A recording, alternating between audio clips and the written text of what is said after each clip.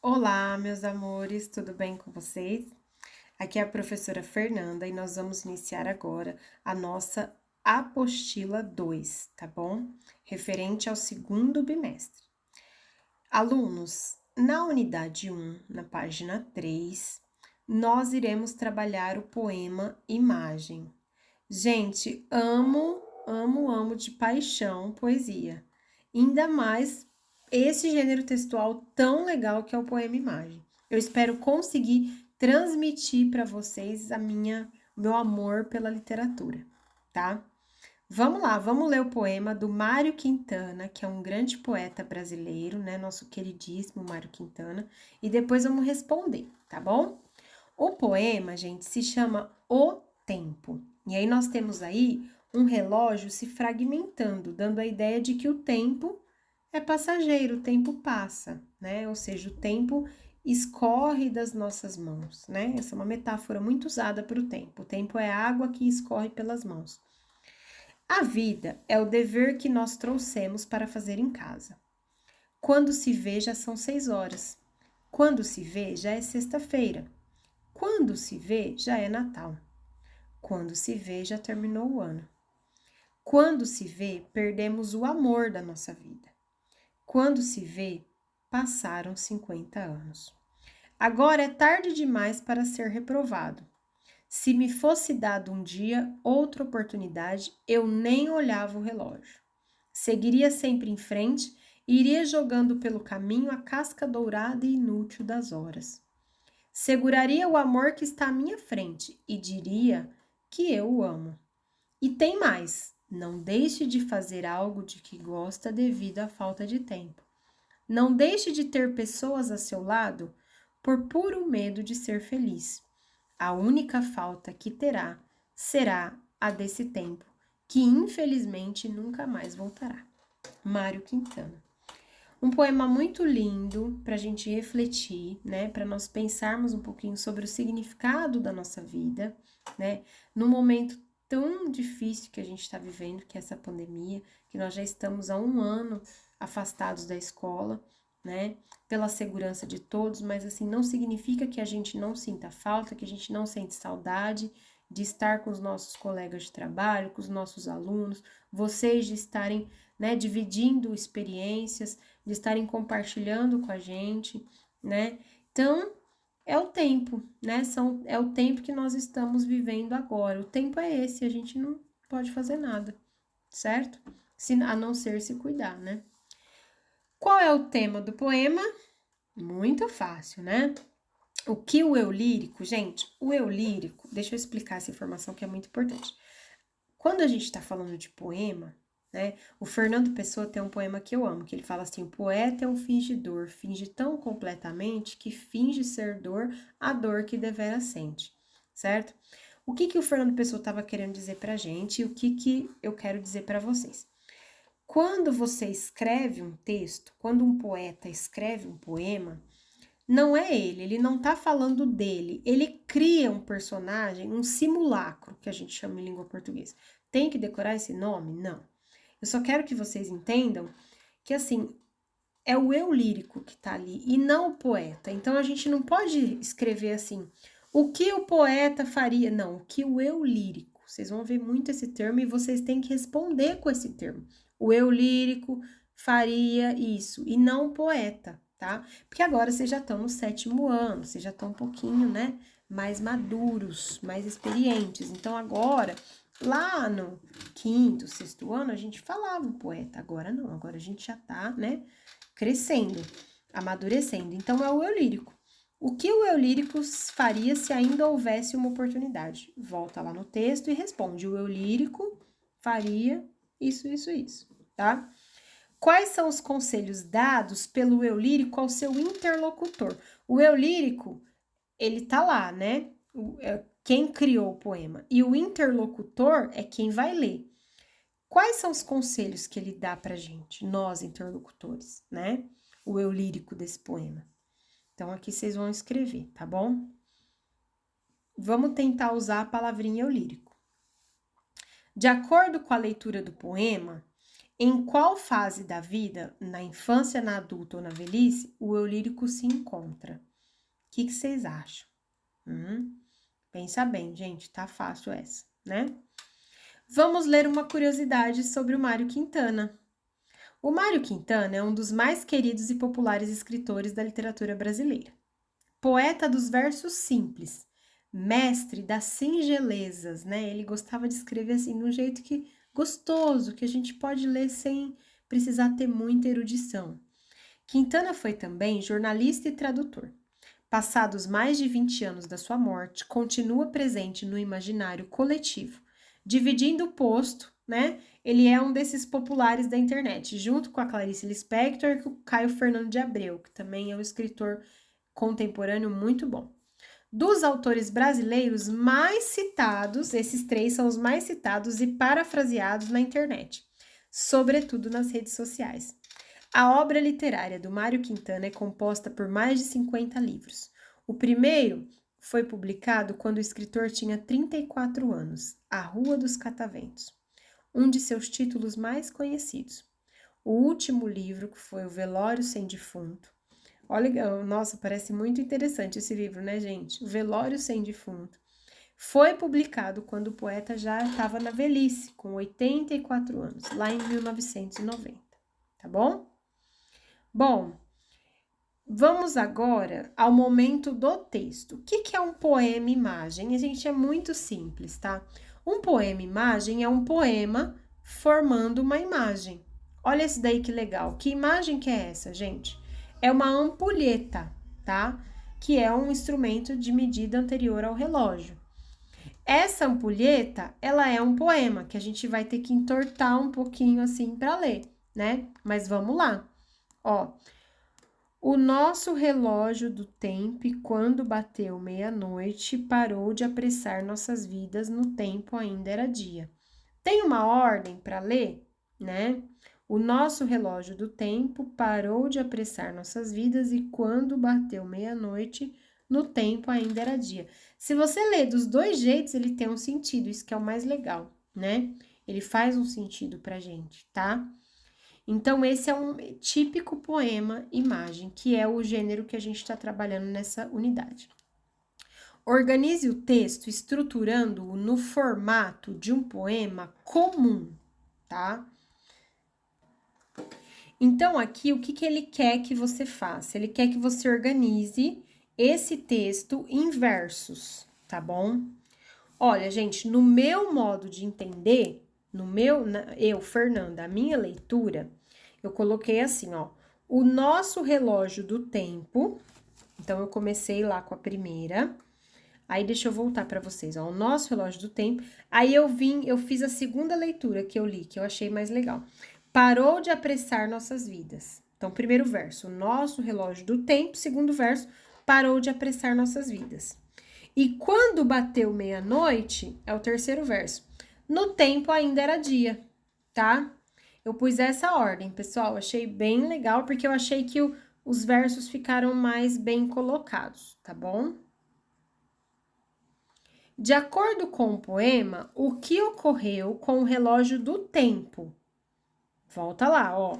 De acordo com o poema, o que aconteceu com o relógio do tempo? Em algum momento ele parou, né? E vocês vão lá escrever o que aconteceu. Qual sentido, exercício 3, qual sentido a utilização da palavra nosso confere ao texto? O que quer dizer nosso? É meu e seu. Por que é o nosso relógio? O que será que quer dizer esse nosso, né? Tudo bem? E depois, gente, o que ocorreu com o tempo como consequência do que houve com o relógio do tempo? Então, o relógio do tempo parou, certo? E aí, a consequência, o relógio do tempo, vamos voltar lá, para ficar mais fácil de explicar, ó. O nosso relógio do tempo parou de apressar nossas vidas. Então, ele pergunta assim, o que ocorre com a consequência disso, né? Quando bateu meia-noite, então aí vocês vão copiar, tá bom? O que aconteceu como consequência do que houve com o relógio. Exercício 5. De acordo com a imagem, que tipo de relógio é o relógio do tempo e como que ele funciona, né? Então, o relógio do tempo, ele é uma ampulheta. Isso tá claro pra gente. A gente vê lá na imagem uma ampulheta. Como que a ampulheta funciona? Ela vai se esvaziando. O tempo, né? A areinha vai caindo e ela vai diminuindo, certo? Então, o que que isso significa, gente? É um esvaziamento do quê? Certo? Aqui, gente, se vocês quiserem, vocês podem até pesquisar como que funciona uma ampulheta, tá? Para vocês entenderem a ideia que tá por trás desse esvaziamento. Exercício 6, observe a imagem e reflita. O fato do relógio do tempo ter parado de apressar a vida do eu lírico ocasionou coisas boas ou ruins? Justifica sua resposta com com elementos do texto, tá? Exercício 7. Ao saber que os relógios, enquanto objetos, não param de marcar as horas e a passagem do tempo, o que de fato aconteceu com o eu lírico? Então, gente, pensando nessa coisa do apressar, né? Do relógio apressar a nossa vida. O que aconteceu com ele quando ele desacelerou? Isso tem tudo a ver com o que a gente está vivendo agora nessa pandemia. Nós fomos, gente, obrigados a desacelerar, né? Porque a gente via num ritmo de atividade, escola, natação, balé, judô, karatê, projeto guri, e de repente fica todo mundo em casa. Eu não sei se vocês têm essa sensação, mas assim, parece até que o tempo tá passando mais devagar, porque nós estamos já, né, num ritmo que já acalmou. Isso foi bom para esse eu lírico? Então aqui vocês vão pensar, né? Será que desacelerar é bom, né? Vamos para a próxima. Compare o poema do Mário Quintana com o poema Imagem. Quais são os pontos em comum, o que eles têm de parecidos, e quais são os pontos diferentes, tá bom? Vocês vão colocar aqui. Você sabia que desde a pré-história o homem ficou deslumbrado pela sucessão dos dias e das noites e pelo desenrolar das fases da lua? Esses fenômenos conduziram às noções de dia e de mês. A noção de ano é menos evidente e foi só com o desenvolvimento da agricultura que os povos primitivos perceberam o ciclo das estações. São, portanto, o dia, o mês lunar ou lunação e o ano os períodos astronômicos naturais utilizados em qualquer calendário. Calendário egípcio, calendário sumério, calendário inca, calendário maia, todos os calendários da antiguidade, leis lá da pré-história, traziam esses elementos, né? O mês lunar, certo? As fases da lua. A agricultura, ela veio trazer pra gente a noção da estação. Se eu plantar isso aqui em tal mês, nasce em tal mês, mas aqui tá quente, lá tá frio. Então, o homem foi desenvolvendo esse raciocínio, tá? Vamos falar um pouquinho sobre o poema Imagem? O poema Imagem é considerado uma expressão artística caracterizando-se pela construção de imagens por meio de palavras. Sua finalidade é fazer o leitor refletir sobre determinado tema, e é a combinação de elementos como a disposição das palavras ou das letras, as quais formam as imagens. Então, é uma união entre palavra e imagem, tá? As duas têm que conversar, têm que andar juntas, tá bom? E isso vai garantir a harmonia e o sentido do texto. O leitor, ele capta a mensagem por meio da leitura, mas também pelo método visual do poema, no qual, né, no método visual, no qual são utilizados por aspectos lúdicos, divertidos, sonoros, como as rimas, e visuais, como as imagens. Assim, as linguagens verbal e não verbal, ou seja, letra e imagem, contribuem, tá, para a construção poética do texto. As principais características do poema Imagem são eliminação do verso tradicional, que é aquele verso retinho, dividido em estrofes, certo? A disposição das palavras, na ideia de aproveitar o espaço em branco da página, E o possível uso de neologismo, que são palavras criadas, tá? E de termos estrangeiros. Pode ter também a decomposição de palavras, a separação, né? Por parte do leitor, a possibilidade de múltiplas leituras, isso que eu falei, né? Você pode ler de uma forma, o outro lê de outra, cada um lê de um jeito, tá bom? Esse último aspecto, claro, essa possibilidade de leituras diferentes, depende do nível de conhecimento, cultura, experiência e escolaridade do interlocutor. Agora que você já conhece as características do gênero textual poema-imagem, vamos voltar ao texto e responder, tá? Primeiro, qual é a finalidade do poema, ou seja, por que ele foi escrito? Qual é a mensagem que ele quer transmitir, né, pra gente? Exercício 2. Quais as palavras que foram utilizadas pelo Eulírico e se referem ao texto do poema, né?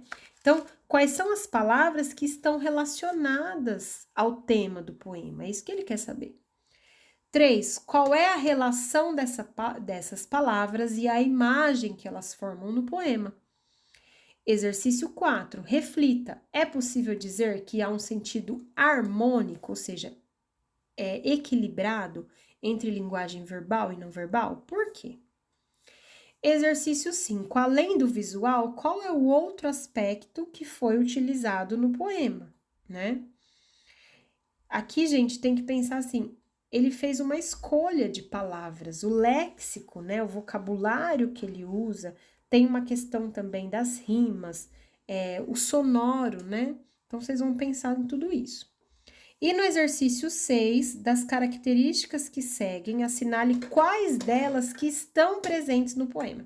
Eliminação do verso tradicional, a disposição das palavras por meio do aproveitamento do espaço em branco da página, o uso de neologismos, o uso de estrangeirismos, de termos estrangeiros, palavras que vieram de outro idioma, e a decomposição de palavras. Então, você vai reler, você vai assinalar quais, então é mais do que uma, você vai assinalar quais que você conseguiu identificar, tá bom? Você sabia que o poema Imagem faz parte do concretismo? É um movimento brasileiro, né? Do qual Ferreira Goulart, ele vai falar aqui, ó, o Décio Pignatari, eles têm um monte de poemas assim, tá? Que é um concretismo, uma poesia concreta, que é a primeira manifestação de um novo tipo de se fazer poesia, fruto do avanço da tecnologia, somada à aceitação cada vez mais ampla da linguagem e dos meios de comunicação, o que levou o homem, né, o poeta, à busca por novas formas de expressão. Os principais autores são Décio Pignatari, muito conhecido, Augusto de Campos, Haroldo de Campos, sensacional os dois, Pedro Xisto, que eu não conheço muito, Valdemir Dias Pino, também não ouvi muito falar, mas é legal da gente conhecer, da gente pesquisar, até pra gente aprender juntos.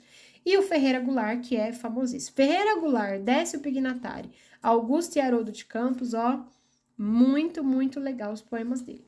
Tá bom? Vamos pesquisar? Vamos conhecer? O que vocês acham? Vou propor isso para vocês, para que a gente pesquise e a gente vá conhecendo novos poemas e poemas cada vez mais legais, tá bom? Meus amores, um abraço, uma boa semana a todos. Lembre-se que eu estou à disposição, tá bom? Para tirar qualquer dúvida. E vamos continuar respeitando a quarentena direitinho. E a gente tá aqui por vocês e para vocês, tá? Qualquer dúvida, a Prof tá à disposição sempre. Um abraço bem forte, tô morrendo de saudade de vocês, gente, vocês não têm noção, tá bom?